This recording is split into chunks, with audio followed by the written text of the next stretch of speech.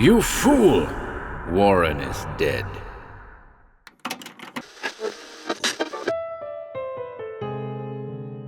Welcome to HorrorBabble. I'm back today with another H.T.W. Bousfield story. The first by the little-known English writer we recorded was a curious yarn called The Impossible Adventure, a 1940 weird tale. This is an earlier work, appearing in Bousfield's 1939 anthology of the same name, The God with Four Arms, and Other Stories. It opens with the following perfectly intriguing sentence. I have drawn on my own imagination just enough to turn my father's voluminous notes into a connected narrative. I hope you enjoy this one.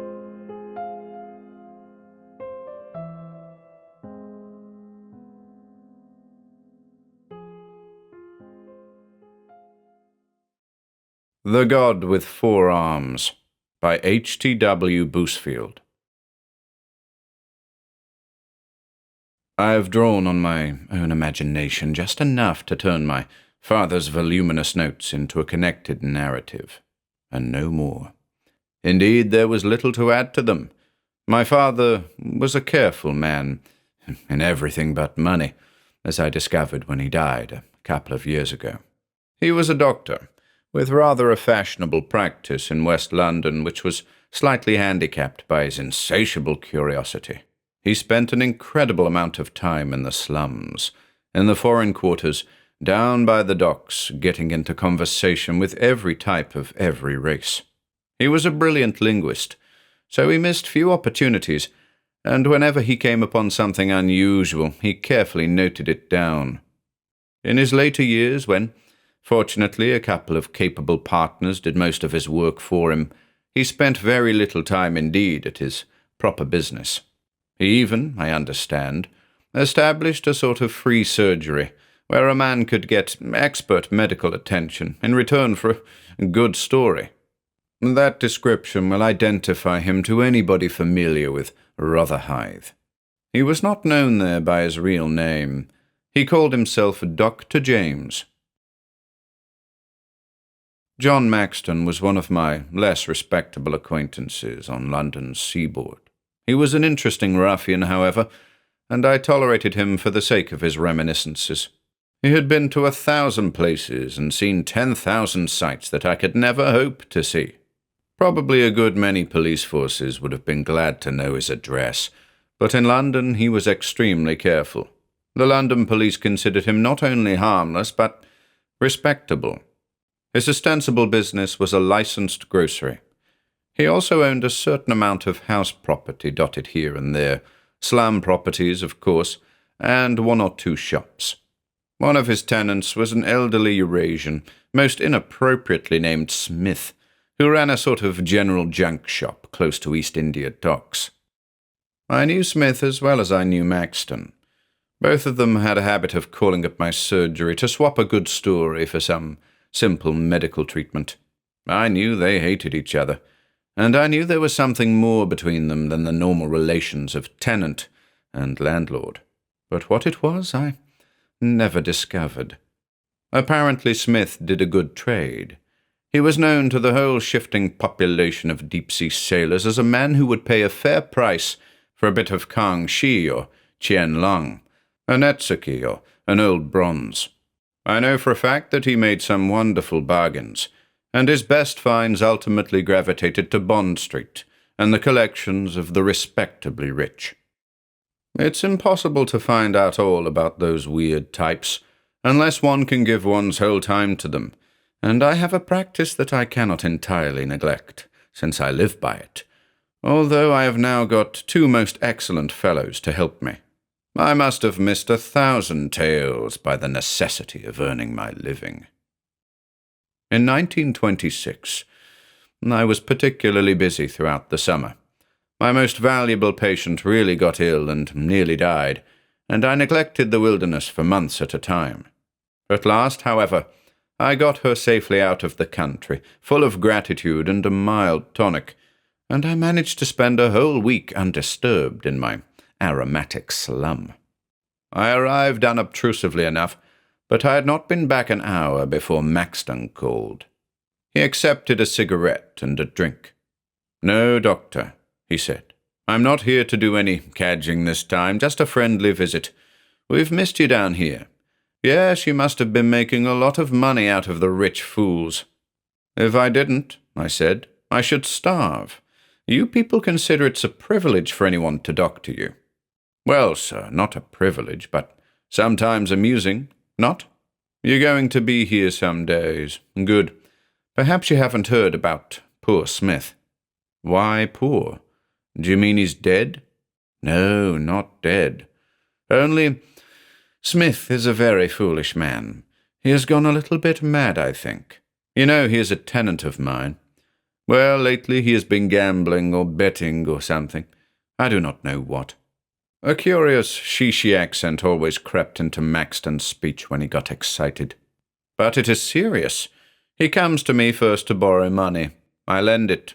Then he comes to put off paying his rent. I put it off 1 week, then 2. After that, it is no good. I tell Smith it is no good. That man has a very fine business, I tell him. Everyone knows the pretty things he gets from the sailors and sells to Murasaki in Bond Street, who sells them to the rich people. Your friends, Doctor." "Then why does he have to borrow?" Maxton shrugged his shoulders. "I don't know. He gambles, or his brother gambles, perhaps. Anyway, the money goes, and I have great trouble." He looked quite guilty and uneasy. "In the end," he said, "I sell him up. At least I take his shop and his stock as against what he owes me. Quite fair. I get it in law against his written promises. How can I wait forever? I'm a poor man." "How sick you'd be, Maxton," I remarked, if anybody else said that, and seriously. Maxton essayed an uneasy smile. "I'm taking over his stock this afternoon," he said, and paused. "And where's Smith?" I demanded. "He threw himself in front of a train at Aldgate Station," said Maxton, with his eyes on the floor. "But you said he wasn't dead." "Ah, maybe not then.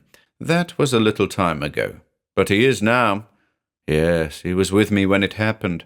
I met him. That was bad luck. He asked me for more and yet more money. Me. And why? I acknowledge no reason why I should keep him, whether it is he or his brother who throws money away. So I say I will not, and Smith goes down on the line as a westbound train comes in.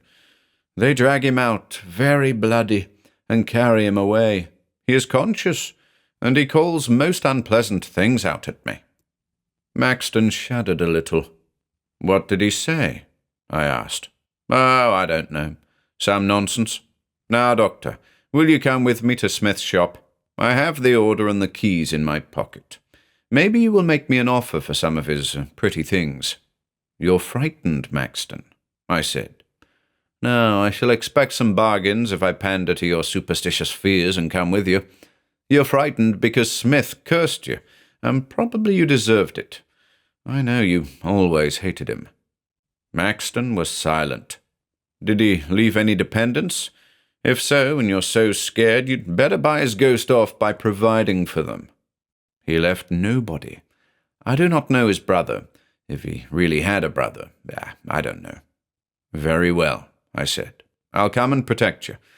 But mind, I shall expect very special treatment if I see something I want to buy." Maxton beamed all over his ambiguous face. "You shall have it, Doctor," he said fervently. It was growing dusk when we arrived at Smith's little shop. Maxton unlocked the door with some difficulty and turned up the light. The place was empty. "The damn swine!" cried Maxton. "But what did he do with his money?" "He must have had other creditors besides you, my friend," I remarked. "They've got ahead of you, that's all." Maxton proceeded into the inner room. "Doctor," he called. I followed him. At first sight, the room appeared to be full of stuff, and indeed it was full, but of rubbish. All the cheap imitation curios of modern Japan that sell in Blackpool and Margate and Southend were heaped on the little table. £20 for the lot, would have been a generous estimate. I hope you didn't finance him to any great extent, I remarked, because if you did, this is the best fulfillment of his curse that you need expect. The damn swine, said Maxton again. We have adopted a Latin proverb, I said, which, translated, states that one should not speak ill of the dead. Look the stuff over. It can't all be utter rubbish. I poked into the confusion as I spoke. Look at this, I said. Under a heap of fake ivories, I unearthed a most perfect little gilded bronze. It was plainly of southern India, a four-armed figure holding spears and thunderbolts, a typical Indra. Look at this, I said. The best Indra I've ever seen. Any collector would give you 25 for this. He must have forgotten it. 25, cried Maxton, now thoroughly infuriated. 25, and he owed me 200. Yes, and much more beside. He laughed bitterly. I know nothing of these Indian things, Doctor, he said. Porcelain, yes. Carpets, yes, and perhaps Orpheum, though no doubt I ought not to mention that. He steadily regarded the bronze. Would you care for this, Doctor? I might let you have it cheap. But I, too, had been regarding it. I am not an unnecessarily superstitious man, but I did not care for the appearance of that image. According to some authorities, Indra is the greatest of the gods, and there are other aspects of his personality. In the curious confusion that prevails in that holy college, Indra has certain aspects that are demoniacal. I did not want the bronze. No, thank you, Maxton, I said. Indian bronzes are not in my line. Now, if you could produce, let us say, a shoe and tea altar cup, that would be a different thing. I didn't know Smith ever bothered about Indian or Persian art. That man, said Maxton, still furiously rummaging in the rubbish, bothered with anything that could be made to lose money for other people. I'm afraid I laughed. Well, I said, it's getting late. Why not go over this stuff tomorrow? Nothing here for anybody to steal except that Indra. I take that, said Maxton. Shaitan, he muttered ferociously, and picked it up and actually slapped it. I shouldn't do that, I said. After all, Indra has done you no harm, and he is the greatest of the gods, when he is not also, incognito, a demon. It was no longer getting late, it had got late. I went home. And that was the last I saw of Maxton. What follows I laboriously pieced together from the report of the police and the missionary and the prison doctor, amplified by notes taken down in shorthand from Maxton in the prison infirmary. After I left, Maxton stayed in the shop for perhaps another hour, exhaustively going through what remained of the stock in hopes of finding enough to reimburse him for what he claimed he had lent to Smith. Apparently nothing so good as the bronze Indra could be found, so he picked it up and, carrying it under his arm, walked to his own place. It is a little difficult to establish just what happened then, except that Maxton seems to have drunk a good deal of brandy to drown his disappointment. Brandy, however, does not agree with certain temperaments after a number of glasses. It appears that Maxton's constitution was, from a brandy drinker's point of view, ill-chosen. By 10:30 he was quarrelsome, slightly tipsy, and by no means well. He decided to go for a walk. As he left, he made a final, ill-tempered assault upon the bronze Indra, so that it fell to the floor and smashed one of its 4 arms. Incensed further by this, Maxton then kicked it, and a second arm fell off. He stamped down the road, feeling partly avenged. At that hour, not many people were about. He paused at a coffee stall and ordered a sandwich and a cup of what is surprisingly called coffee in those parts. 2 down-and-outs and a prosperous-looking Chinese were the only other customers. The Chinese was on Maxton's right. Maxton, with a sandwich in one hand and a cup of coffee in the other, felt a slight stirring at his right side. He glanced down.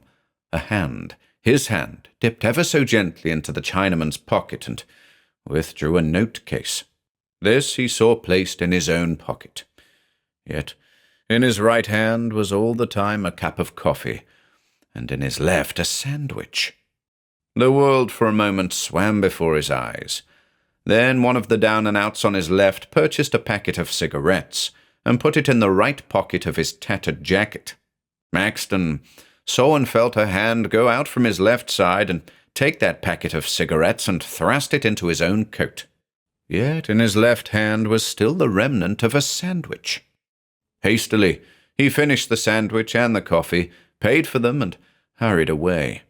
Neither the Chinese nor the out-of-works took the slightest notice of him. Round the corner, he felt in his right pocket a note case. He brought it out and examined it under a street lamp. Not his. A handsome note case with £20 inside it. In his left-hand pocket was a packet of cheap cigarettes. Maxton nearly fainted. Indeed, he staggered. He clutched at the lamp-post to steady himself, and clutching that lamp-post he saw not 2 hands, but 4. As if the iron standard were red-hot, he snatched his hands away and thrust them in his trousers pockets. Before him were still 2 idle hands, his own hands. He could see the flamboyant ruby ring that he always wore, whilst he felt the left hand that it must be upon in his pocket. Where he went next from that place he did not know, but an hour later he found himself at Donovan's in Limehouse. Since opium smoking has been so much discouraged by the police, Donovan's is not what it was. It is even difficult to get opium there, and opium was what Maxton decided he needed. Old Donovan, who might have obliged him, was out, an ominous indication that a raid was possible. However, a game was going on, and there was a fairly full house. Maxton stood looking on for a while, fatalistically waiting till someone should notice his infirmity or confirm that he was drunk. 2 hands were in his pockets, he knew, and 2 others lit him a cigarette. Whilst he was actually lighting a cigarette, he saw a hand, his hand, ever so gently enter the pocket of one of the players and emerge with a £1 note. He dare not stir. An incautious movement would have betrayed him. His victim saw nothing, felt nothing. The £1 note entered his pocket. Maxton felt his knees giving way under him. He sat down by himself against the wall. No one was within reach of his hands there. He may have been drunk when he left his house, but I am quite prepared to believe that he was by this time stone-cold sober. He collected his thoughts. No one, apparently, had noticed that he had 4 arms instead of 2. He wished, how he wished, he were home so that he could count his members and decide whether he were mad or not. He must not attract attention. He called the potman. "Joe, where's Donovan?" "Not come in yet, Mr. Maxton." "I want to see him. Business. Important. Guess you better let me sit in his room till he comes. I'll wait there." "Yes, Mr. Maxton." Maxton was well known. Joe unlocked the little cubbyhole at the back of the bar. "And will I bring you a drink, Mr. Maxton?" "Double brandy, Joe." Keeping his hands firmly in his pockets, 2 of them, at any rate, Maxton went in. He stood with an air of preoccupation, gazing at a fly-blown calendar, till the drink arrived and the door was shut. Then, ignoring the drink, he stretched his hands out before him. Although everything else in the room was as clear-cut and certain as if he had never had a drink in his life, he could not ever be quite sure about his hands. He picked up at random his hat. There was a glimpse of the same hands reaching of themselves for the inkstand. He dropped the hat. He was holding the inkstand. He had not 4 hands, but 2. He took his coat off. It had, of course, 2 sleeves. Yet those extra hands, had he seen them, were attached to arms in sleeves. He put his coat on again. He felt normal. He stood by the absent Donovan's desk and breathed a sigh of relief. A small sound caught his attention. A drawer of the desk was opening. of itself. At least he was not consciously touching it. In a new access of horror, he glanced down, still opening. He saw a hand, his hand, swiftly take out a knife and slip it into his pocket, an open knife with a long, thin blade, and close the drawer again. Yet all the time his own hands, his real hands, were clutching his head. He fled away from that desk, but he had to come back to it, for this time he needed the drink. He drank it. He was still drinking it when Donovan came in. "Good evening, Mr. Maxton," said Donovan. "You want to see me? No trouble, I hope. You've had a good game? Ah, Mr. Maxton, you're a great businessman." With an effort, Maxton pulled himself together. "Donovan, look at me. Do you think I'm a fool?" "A fool?" said Donovan, who, by the way, whatever his nationality, was certainly no Irishman. "Why, Mr. Maxton, you have not come here at this time about our little loan, our little business together? A fool! No, Mr. Maxton. But business is not good. First, I cannot keep opium any longer. Then I must not sell even a drink or hold a game for my friends. Tonight, perhaps, there would again be a raid, but now I think not. I hear it will not be. So here I am." He smiled sadly and spread out his hands. Maxton finished his drink and carefully put the glass on the table. He came closer. "Donovan," he said, "do you see anything strange about me?" He came closer still. Donovan backed away. "So," he said, "you come here because you know I see you this morning. You know I see you push Smith on the line, and you come here to talk business, eh? There will be none of that business between us any more, Mr. Maxton. Oh, no. If I tell the police I saw you trip up Smith, push him so that he fall on the line, what then?" He laughed. "Strange about you? You are uneasy. But rest assured I shall not give you away. Just give me that receipt you hold and— For God's sake, Mr. Maxton! Sir!" Maxton had got him by the shoulders and was shaking him backwards and forwards. "It's a lie," he said. "A lie, a lie, a lie."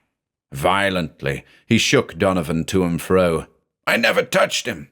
Blackmail, eh, Donovan? I'll see you in hell first." Then he almost shrieked. As his hand still clutched Donovan's shoulders, another hand, his hand, appeared. It took the long, thin knife out of his pocket, and as he still gripped Donovan, drove that knife into Donovan's heart. Donovan died, but before he died, he screamed. There was no escape for Maxton. Later, at the police station, they found the pocketbook that the prosperous Chinese had reported as stolen from him at the coffee stall. The proprietor of the stall and the two down-and-outs who had also been arrested on suspicion duly identified him. Several things came to light then. No, there was no hope for Maxton. He was hanged. His lawyer pleaded insanity, and even adduced Maxton's own story about a curse and a quadrumanous idol in evidence thereof. But Maxton, said the doctors, was perfectly normal. He had drunk enough, they said, to make him careless, that was all. His association with the worst of Donovan's activities was proved. Maxton was hanged. But sometimes I wonder, and I wonder what junk shop now has a painted bronze image of Indra with two missing hands.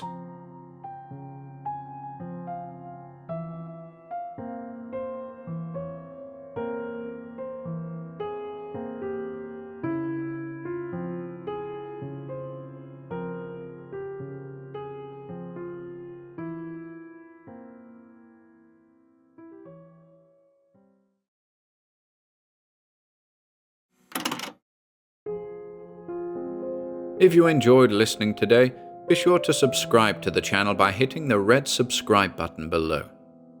After doing so, click the bell icon next to the subscribe button to receive new content notifications. If you'd like to support our work and receive exclusive perks, consider becoming a channel member by clicking the join button below.